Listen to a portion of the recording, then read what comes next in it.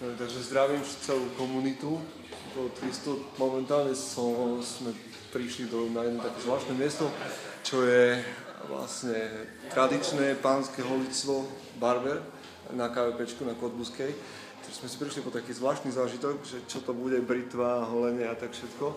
Musím vám povedať, že veľmi dobrá atmosféra, za chvíľu vám to tu ukážem trochu viac. Veľmi dobrá atmosféra a veľmi kvalitná služba, Rado, majiteľ a holič a veľmi dobrý pokec, profesionálna práca, čiže vás všetkých pozývam, chlapov, že by ste objavili tento svet, prísť si sadnúť do kresla, pokecať so svojím holičom a sadnúť si pod britvu, zažiť to a rozprávať o všetkom, všetky možné mužské témy od politiky cez šport až po, ja neviem, po čo chcete, čiže pozrite si to tu, toto je holictvo, kde chodia len chlapi a nebude vedľa vás sedieť pani, čo potrebuje si urobiť melír alebo studenú fúkanú či akú.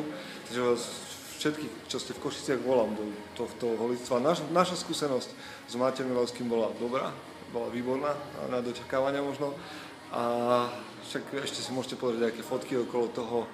V každom prípade nás tu stretnete a u mňa tu ešte určite stretnete, keď prídete. Vidíme sa neskôr, možno že práve v nejakom tradičnom pánskom holictve.